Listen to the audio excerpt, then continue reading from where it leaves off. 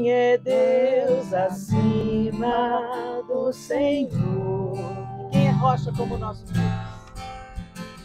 E quem é rocha como nosso Deus? É força e proteção.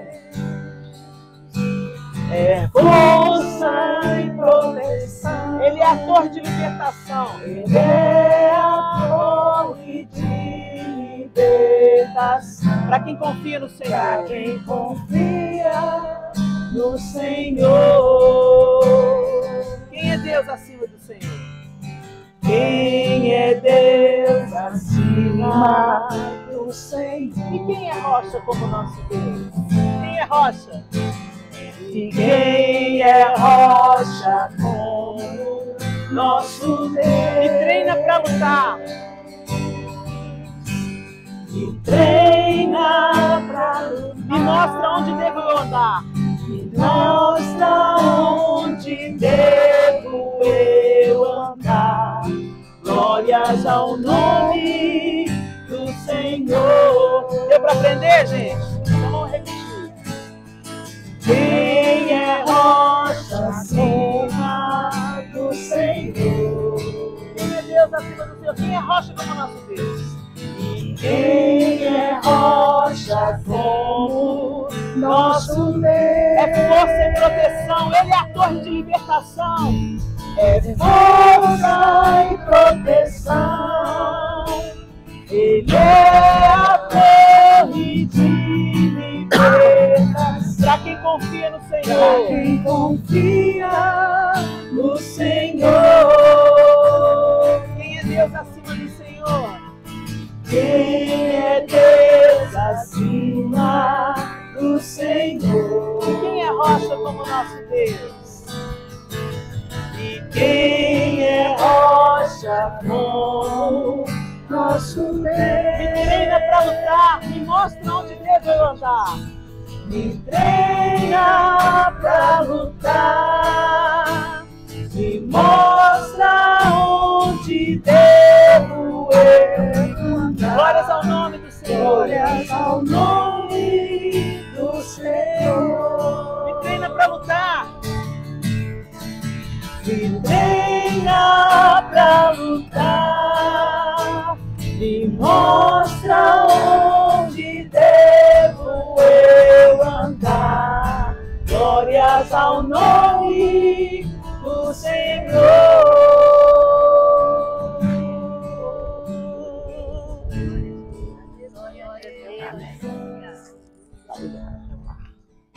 Glória a Deus. Bem, chegamos a Listra.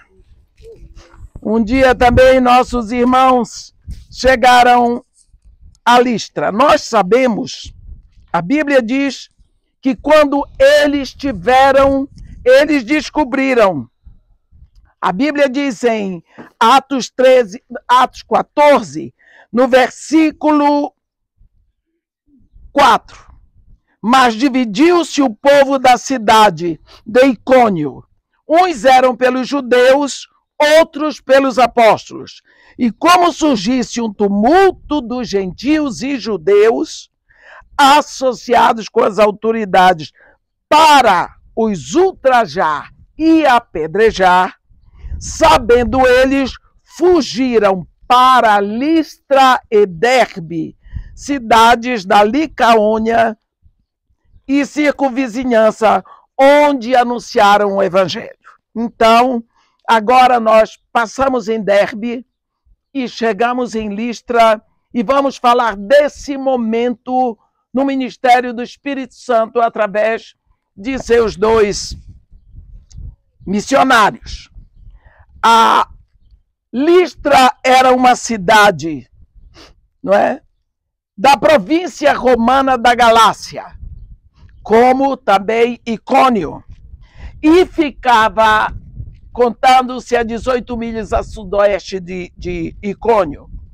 Essa viagem primeira de Paulo é a primeira das 3 viagens que ele fez a Listra. Aqui, na segunda viagem, vocês vão ver em Atos 16, eu vou ler para vocês, no versículo 1, está escrito assim: chegou também a Derbe e a Listra. Havia ali um discípulo chamado Timóteo, filho de uma judia crente, mas de pai grego. Então, é na sua segunda viagem a Listra que Paulo vai, então, conhecer Timóteo. Aqui, nesta terrinha boa, Timóteo era daqui. Vocês estão entendendo? Que lugar privilegiado. Foi aqui que Paulo abraçou Timóteo. Foi aqui que ele encheu o coração com o sentimento de pai, vendo em Timóteo o filho da fé, filho na fé, não é? Na terceira viagem de Paulo, ele volta a Listra, está escrito em Atos 18, no versículo 23. Então, Listra é uma cidade, um ponto importante, que o Espírito Santo sempre está trazendo. Na primeira viagem, ele traz Paulo a Listra. Na segunda viagem, ele traz Paulo a Listra. Na terceira viagem, ele traz Paulo a Listra. Então, Espírito Santo tem um negócio com você. Listra! Nós vemos o profeta Jeremias gritando: ó terra, terra, terra, ouve a palavra do Senhor. Nós vemos o Espírito Santo: ó Listra, Listra, Listra, acorda, ouve a palavra do Senhor. Não é? Então, aqui nessa primeira viagem de Paulo a Listra, tem alguns pontos para ressaltar. Por isso eu vou ler do versículo 4, não é? Até o versículo 7. Não é? Está escrito assim, no versículo 8, desculpa. Em Listra costumava estar assentado certo homem aleijado, paralítico desde o seu nascimento, o qual jamais pudera andar. Este homem ouviu falar Paulo, que, fixando nele os olhos e vendo que possuía fé para ser curado, disse-lhe em alta voz: apruma-te direito sobre os teus pés. Ele saltou e andava. Quando as multidões viram o que Paulo fizera, gritaram em língua licaônica, dizendo: os deuses em forma de homens baixaram até nós. A Barnabé chamavam Júpiter e a Paulo Mercúrio, porque era este o principal portador da palavra. O sacerdote de Júpiter, cujo templo estava em frente da cidade, trazendo para junto das portas touros e grinaldas, queria sacrificar juntamente com as multidões. Porém, ouvindo isto, os apóstolos Barnabé e Paulo, rasgando as suas vestes, saltaram para o meio da multidão, clamando: senhores, por que fazeis isto?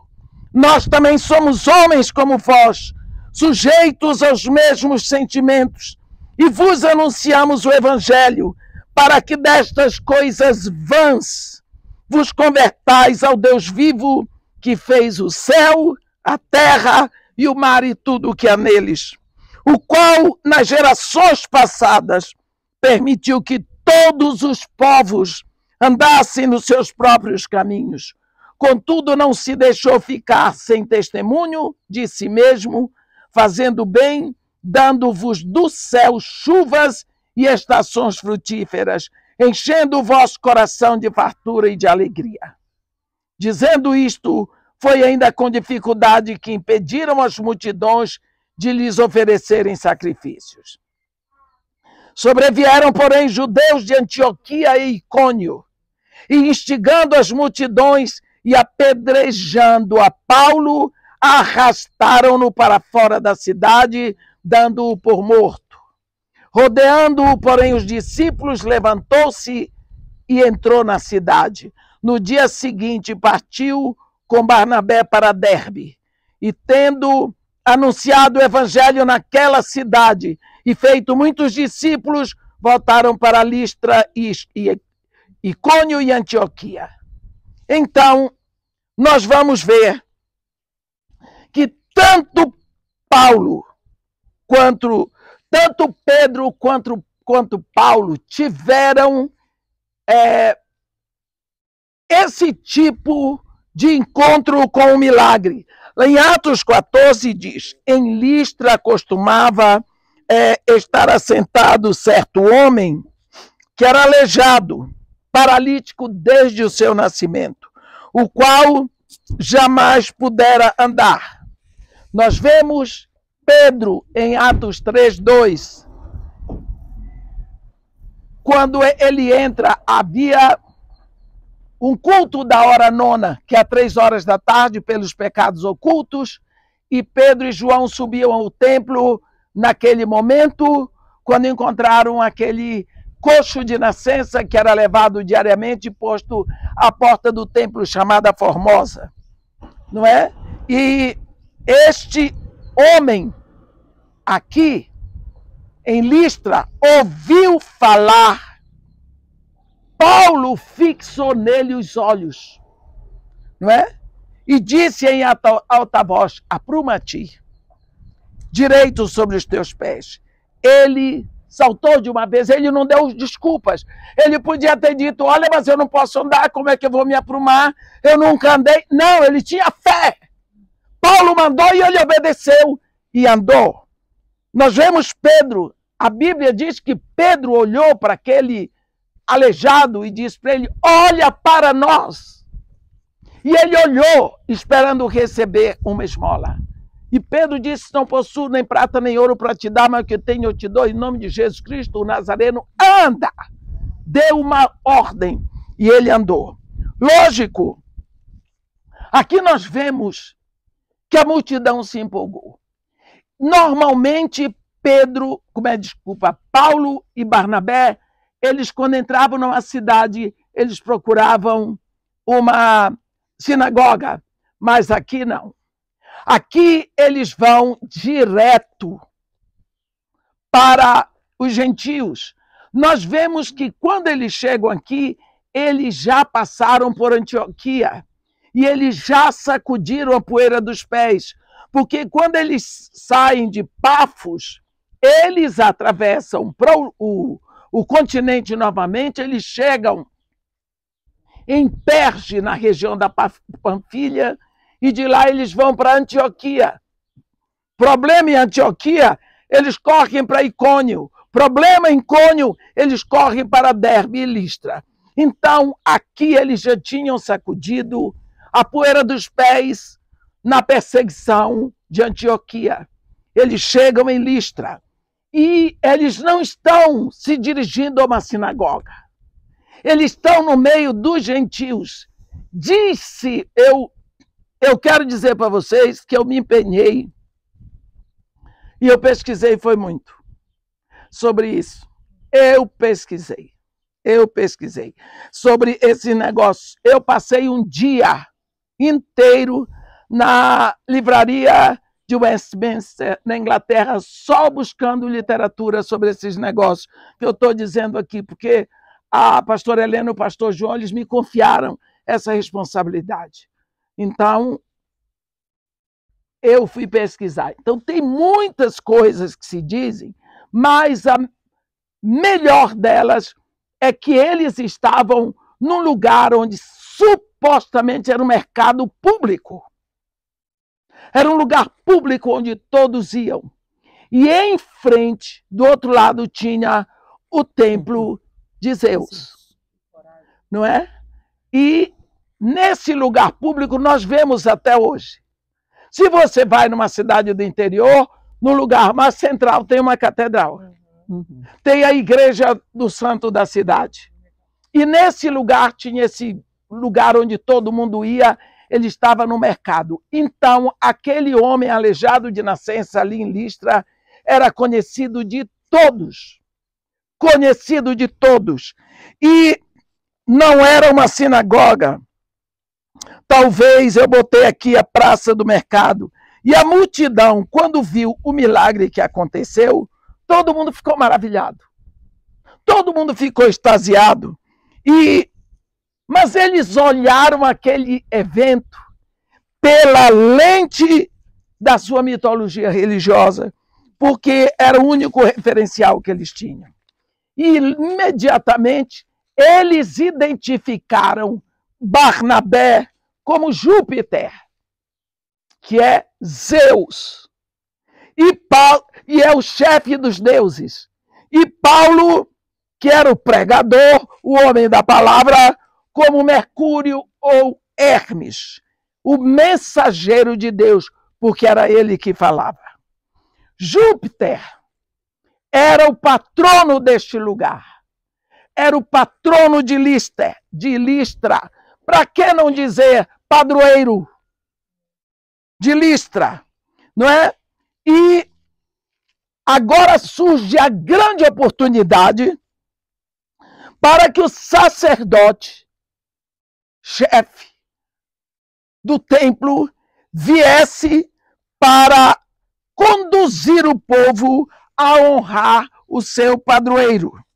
No versículo 11 diz: quando as multidões viram o que Paulo fizera, gritaram em língua licônica, dizendo: os deuses em forma de homens baixaram até nós. Não é? E, de acordo com o folclore daqui de Listra, Zeus e Hermes já tinham visitado Listra antes, em forma de homens. Só foi aceito na casa de um casal idoso. E esse casal foi abundantemente abençoado, porque recebeu os dois deuses na casa dele, mas o resto da população que recusou foi muito, muito castigado. Só que o templo de Júpiter ficava exatamente, ocupava um lugar central. Estava na frente da cidade. Versículo 13. O sacerdote de Júpiter, cujo templo estava em frente à cidade. Está vendo? Aonde que esse templo de Júpiter ocupava aqui o lugar central. Ele, então, prepara um sacrifício, trazendo touros enfeitados, com coroas, com grinaldas, para uma procissão religiosa. Até o templo, o povo iria levando touros enfeitados até o templo para sacrificar ao padroeiro, ao deus Júpiter. Só que nesse caso, Zeus e Júpiter, Júpiter e Mercúrio, Zeus e Hermes, eram Barnabé e Paulo. Estavam ali em forma de homens. E aí, a Bíblia diz, no versículo 14, rasgando as suas vestes, saltaram para o meio da multidão, clamando: senhores, por que fazeis isto? Nós também somos homens como vós, sujeitos aos mesmos sentimentos, e vos anunciamos o evangelho, para que destas coisas vãs vos convertais ao Deus vivo, que fez o céu, a terra, o mar e tudo o que neles há. Olha, meus irmãos, seria tão fácil, e seria muito mais fácil, para eles aceitarem aquela adoração. Afinal de contas, eles estavam sendo perseguidos. Podiam aceitar. Aqui nós podemos ser adorados como Deus, e nós vamos usar essa situação para pregar o evangelho. Eles teriam uma desculpa para aceitar a adoração, o lugar de proeminência.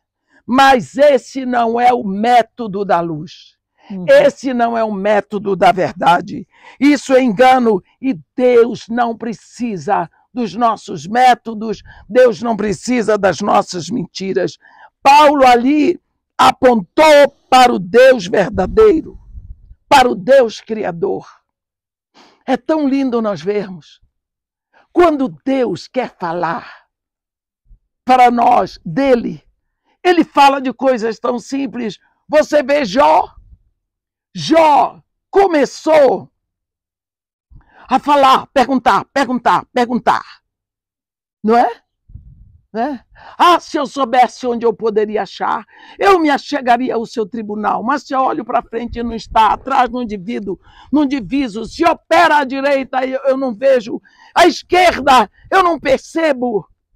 Mas ele sabe o meu caminho. Ele começa a questionar também depois de tudo que ele passou.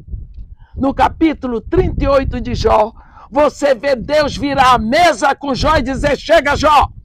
Você até agora perguntou, questionou. Agora quem vai perguntar sou eu. Aí você vê Deus começar a perguntar. Parece que eu vejo Jó assim. Onde tu estavas? Quando Deus lançava os fundamentos da terra. Dize-me, se é que tu tens entendimento. E no versículo 7 do capítulo 38 de Jó, quando as estrelas da alva alegremente cantavam,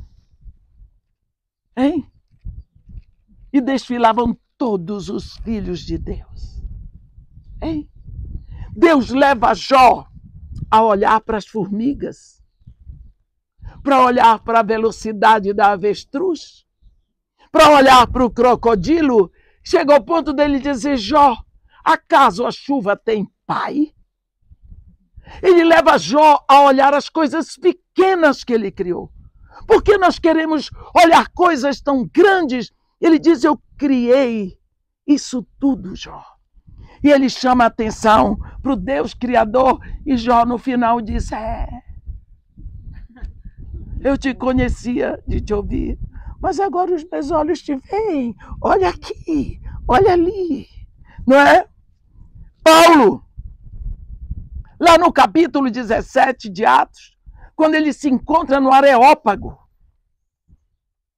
qual é a pregação dele?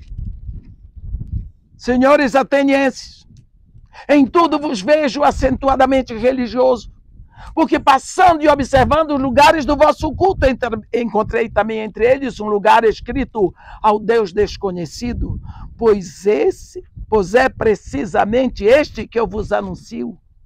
O Deus que fez o mundo, tudo que nele existe. Ele começa a anunciar o Deus Criador. O Deus Criador, Jeová Elohim. Apocalipse, no capítulo 14, versículo 6, João diz: vi outro anjo voando no meio do céu, tendo na mão um evangelho eterno para ser pregado a todos aqueles que se assentam na terra. E ele dizia: adorai a Deus e dê-lhe graça. Adorai aquele que criou os céus, a terra e o mar e tudo o que neles existe. Está vendo a pregação do Deus Criador? Paulinho de Tarso começa a pregar. Aqui em Listra, partindo desse princípio do Deus Criador para um povo que era absolutamente idólatra, mas também não conhecia o Deus de Israel. Eles não estavam numa sinagoga, eles estavam no meio de gentios. Eles se opuseram. Paulo chega aqui e diz: por que fazeis isso? Nós vos anunciamos o evangelho para que destas coisas vãs, olha o que ele está dizendo, isso é muito perigoso, para que destas coisas vãs vos convertais ao Deus vivo, que fez o céu, a terra, o mar e tudo o que neles há, o qual das gerações passadas permitiu que todos os povos andassem nos seus próprios caminhos. Contudo, não se deixou ficar sem testemunho de si mesmo, fazendo bem, dando-vos do céu chuvas e estações frutíferas. Olha, enchendo o vosso coração de fartura e alegria. Não é? Então nós vamos ver que eles se opuseram, não é? Provando E eles se opuseram àquele caminho de idolatria, provando e ensinando a multidão que seus deuses eram só vaidade. Precisa ser muito ousado, e esta ousadia só pelo Espírito Santo. É muito fácil para nós chegarmos na igreja para falarmos de Jesus, mas vá pregar ali, num lugar desse. É muito fácil para mim pregar aqui para vocês, mas vá pregar nesse lugar contra a cultura deles, contra a fé deles. A reação de Paulo e Barnabé mostram que a idolatria e o cristianismo não podem coexistir. Juntos não dá. Idolatria e cristianismo não dá. Nós vamos ver que aqui, nesse sermão, Paulo não baseia a sua mensagem no Antigo Testamento, como ele faria numa sinagoga, pois os gentios não conheciam ali a história do Deus de Israel. Ele traz a mensagem diretamente aos gentios, uma mensagem que eles podem compreender. Ele prega o evangelho simples. O evangelho é simples, a fé é simples, a Bíblia é simples, como Jesus pregava a salvação para um povo simples. Pescadores, donas de casa, agricultores, crianças ouviam e queriam vir para eles. Eles começaram a falar da bondade de Deus na criação. Olha, Ele dá para vocês do céu chuvas e estações frutíferas, enchendo o vosso coração de fartura e alegria. Não é? Porque a multidão ali toda acreditava que Zeus, Júpiter, enviava trovões e chuva para fazer crescer a plantação. Seus deuses falsos não têm poder algum, Paulo está dizendo. O Deus de Abraão é o Criador. Elohim, eles não teriam, então, a partir desse momento, que acrescentar mais um Deus ao panteão que eles já tinham, ao grupo de deuses que eles já tinham. A multidão ficou quieta, aquietou-se, esqueceram de lado o apelo do sacerdote de Júpiter, esqueceram a história dos touros com as grinaldas, ficou um pouco em silêncio, porém sobrevieram os judeus de Antioquia e de Icônio. Versículo 19 diz: sobrevieram, porém, judeus de Antioquia e Icônio, e instigando as multidões e apedrejando a Paulo, arrastaram-no para fora da cidade, dando-o por morto. Olha, em um momento a multidão está pronta para adorá-los como deuses, e na outra está pronto para apedrejá-los. O que multidão é essa? Levada pelo que ouve. A multidão é levada pelo que ouve. É incrível como aquela mulher no Antigo Testamento, Jezabel, sabia disso. Se eles ouvirem a palavra de Baal, eles vêm para Baal. Eles estão com Deus de Israel porque eles ouvem a palavra do Deus de Israel. Viu como a multidão muda? A mesma multidão que queria adorá-lo, agora quer apedrejá-lo. A multidão que achava que eles eram deuses humanizados, agora acha que eles são inimigos. Não foi isso que aconteceu com Jesus? Aquele povo que gritava tanto para Jesus, satisfeito porque ele multiplicava pão e peixe, são eles que gritam: crucifica-o! Crucifica-o! Não é? Nós somos assim. Mas, tratando-se de Jesus, se eu estivesse lá no meio da multidão, eu ia gritar bem alto: crucifica! porque é dele que eu preciso. Eu preciso que ele morra no meu lugar. Manda para a cruz que eu preciso. Tinha que gritar, não é?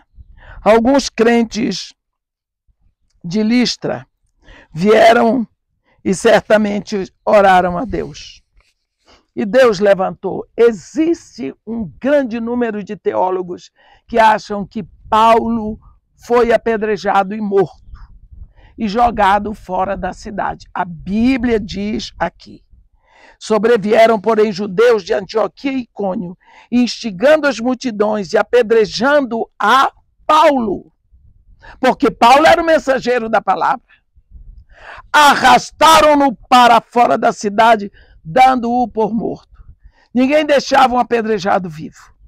Morreu, joga fora da cidade, porque nem o corpo dele pode ficar dentro. Então, se jogaram fora da cidade, tinham certeza que ele estava morto. Mas os irmãos foram lá, oraram, Paulo levantou. Levantou vivo. Cresce muito, eu também creio no meu coração, que houve aqui um milagre de ressurreição. Ele levantou. Essa é a única vez no ministério, na vida de Paulo, em que ele foi apedrejado. Isso está escrito lá em 2 Coríntios 11, no versículo 25, quando ele diz: fui 3 vezes fustigado com varas, uma vez apedrejado.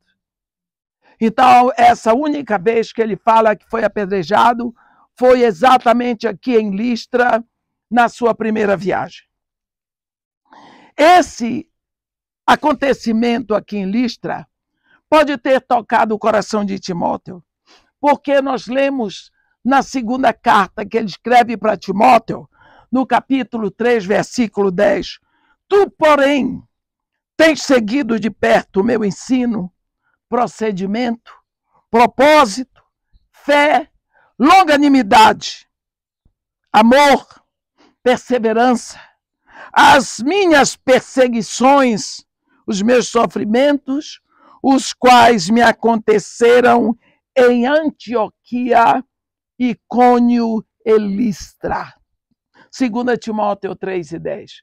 Você sempre vai ver essa primeira viagem de Paulo mencionada nas cartas dele. Você vai encontrar isso. Sempre você vai encontrar. E agora, quando você ler a Bíblia, você diz: eu estive lá. Né? Antioquia, eu conheço. Estamos indo para lá agora. Icônio, fiquei hospedado lá. Listra, você vai estar familiarizado com esses lugares. Onde o Espírito trouxe Paulo, está nos trazendo hoje. Aí, ajudado pelos discípulos, a Bíblia diz no versículo 20, rodeando-o, porém, os discípulos levantou-se e entrou na cidade. Paulinho não era fácil. Entrou de novo em Listra. No dia seguinte, ele partiu com Barnabé para Derbe. Nós vamos ver aqui uma coisa. Derbe. Rapidamente, ainda posso falar um pouquinho. Né? Derbe, nós vamos ver daqui até o versículo 21. E tendo anunciado o evangelho naquela cidade que é Derbe, e feito muitos discípulos, voltaram para Listra, Icônio e Antioquia. Eles faziam o mesmo caminho. Eles pisavam essa terra passo a passo, e tornavam a pisar e apanhava e era expulso, corria, voltava de novo. Misericórdia. Que empenho por essa terra. O evangelho tinha entrado decisivamente no mundo gentil com a pregação de Paulo lá em Antioquia. Nós vamos ver Antioquia hoje. No versículo 44, não é? Do capítulo 13, diz assim: no sábado seguinte afluiu quase toda a cidade para ouvir a palavra em Antioquia. Então, olhe bem, como Eu comparo muito isso ao Vale dos Ossos Secos, de Ezequiel 37. Como os ossos secos, Deus diz para o profeta, profetiza esses ossos. E o profeta Ezequiel diz, como que eu vou profetizar para osso? Profetiza assim, ó. Ossos secos, ouvi a palavra de Deus. Osso seco ouve? Não. Mas se for a palavra de Deus, ele ouve. A montanha sai do lugar. Os corações mortos ressuscitam. Tudo porque é a palavra de Deus. Palavra de Deus que chamou tudo à existência. Continua sendo a mesma palavra. Não pregou seu poder. Quando o profeta Ezequiel disse, ossos secos, ouvi a palavra de Deus, ele diz, então comecei a ouvir um ruído de osso que batia com o seu osso e juntava cada osso ao seu osso. Eu fico imaginando aquele ruído. Assim, o evangelho agora está entrando no mundo gentil. Ele entra, eles ouvem a palavra de Deus, eles começam a se mover, ouve-se barulho de um osso procurando o seu osso companheiro, e foram se unidos um no só corpo. Também em Antioquia da Pisídia, o resultado da pregação foi que toda a cidade se moveu. Toda. Resultado, surge a perseguição. Você é perseguido quando começa a dar fruto. Você se lembra que Jesus contou uma parábola assim. Um homem plantou boa semente no seu campo. Mas à noite, enquanto os trabalhadores dormiam, não era o dono do campo que dormia, hein? Eram os trabalhadores que dormiam. Veio o inimigo e plantou semente. Joio, semente má. Ficou lá. Ninguém sabia.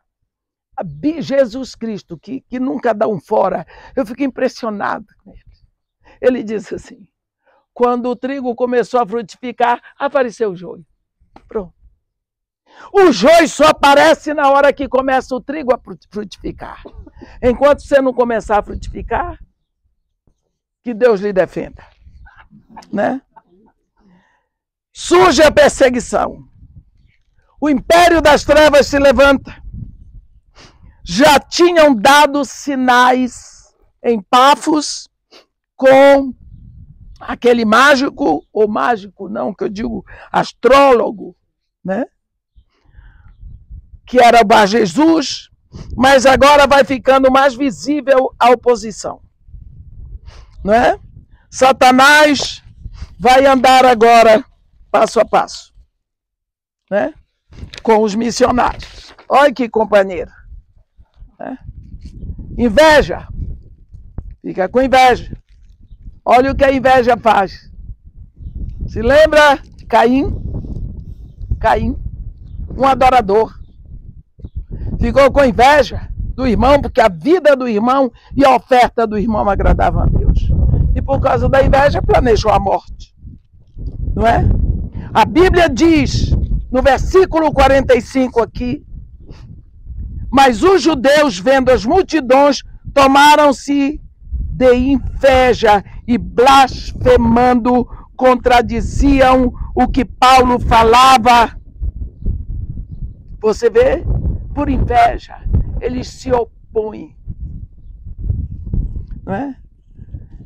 Paulo e Barnabé sacudiram o pó das sandálias, mas a semente do evangelho foi semeada ali.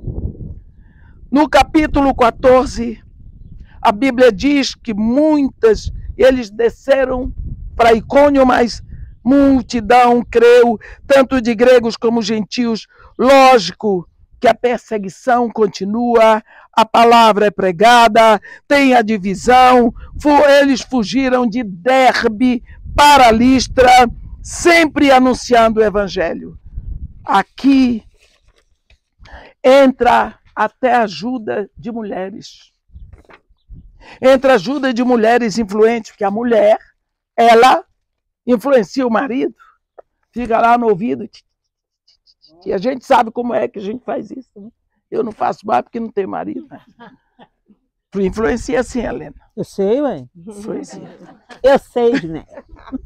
Ela consegue. Né? Mulheres ricas para ver o luta contra a pregação da palavra de Deus. Houve publicamente em Listra a cura do coxo.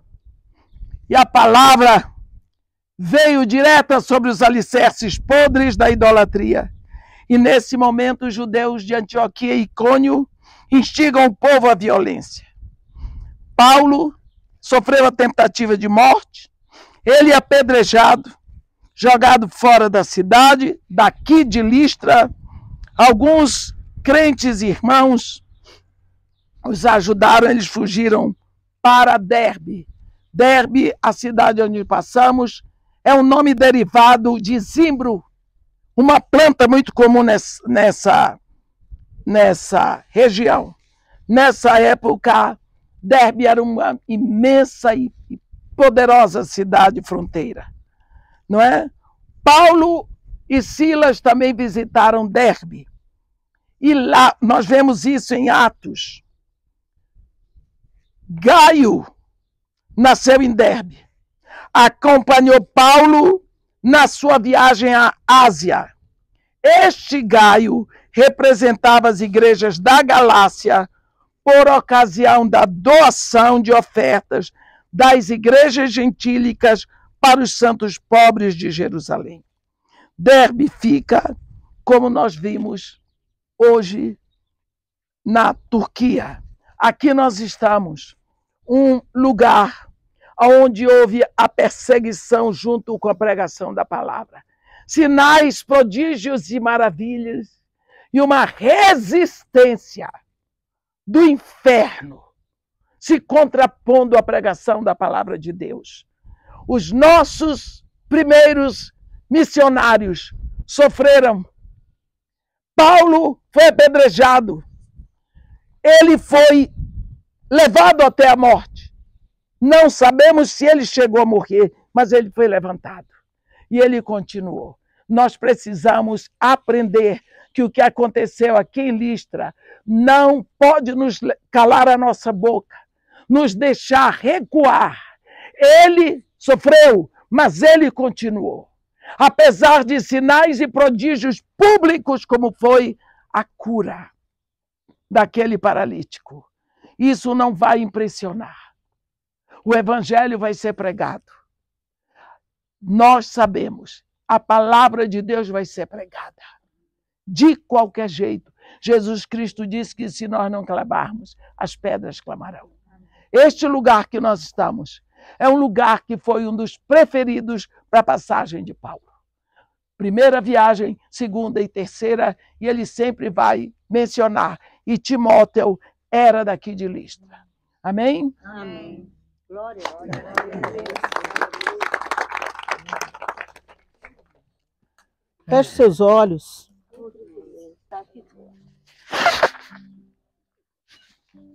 Não. A ousadia, né? Hoje a gente tem medo do cancelamento. Muitas pessoas não usam nem as suas redes sociais para falar do amor de Deus ou para testemunhar a Cristo, porque tem medo de ser invasivos, ofender. Mas as pessoas não estão com nenhuma cerimônia para ofender a Deus, né? Então que a gente renove diante do Senhor a nossa aliança, o nosso propósito. A gente não está na terra a turismo, gente, a passeio. A gente está aqui para cumprir o propósito de Deus, né? Para que o propósito de Deus atravesse o nosso. Isso é uma vida de cruz.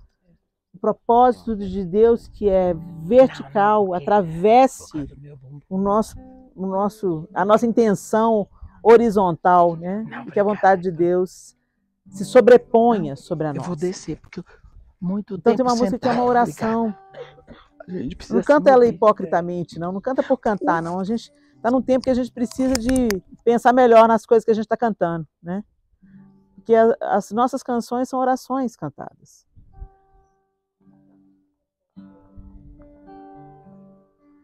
Ao Rei dos Reis consagro tudo o que sou.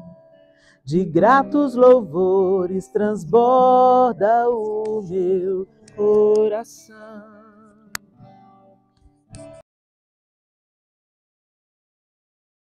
Eu Senhor, pra te exaltar com todo meu amor.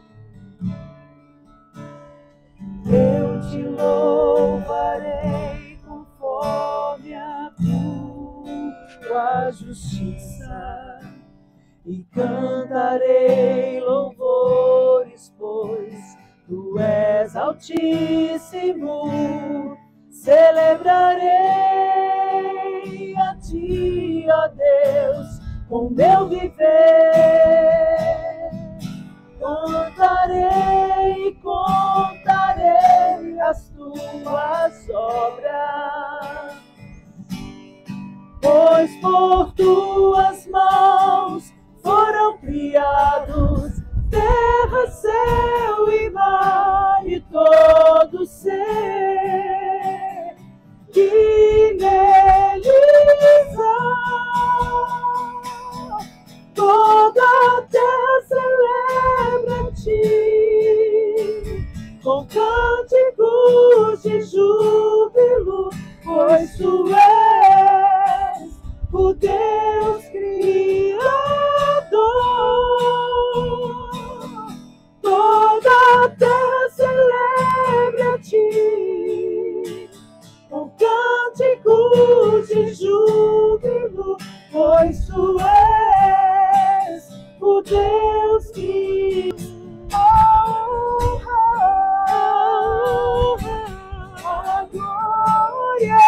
a glória,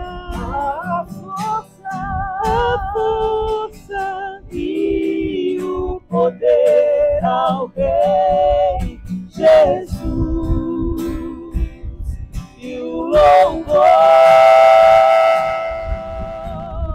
ao Rei Jesus. Ao Senhor seja a honra, a glória, o louvor, a força e o poder. Aleluia. Senhor, tudo em nós se submete ao Senhor. Sabemos que o Senhor tem falado conosco, o Senhor tem ministrado aos nossos corações, o Senhor tem nos convocado nesses dias. E nós queremos dizer sim a essa convocação, Senhor. Não queremos mais viver uma vida inerte, autocentrada, egoísta, mas queremos voltar para o Brasil, Senhor, para viver o propósito do Senhor, para anunciar o seu evangelho em tempo e fora de tempo, em todas as oportunidades que surgirem na nossa frente, com as nossas palavras, com as nossas orações, com as nossas atitudes, que o seu nome seja glorificado, que o teu reino seja expandido, que a tua vontade seja feita. Nós oramos em nome do Pai, do Filho e do Espírito Santo. Amém e amém. Aleluia. Vamos caminhando então?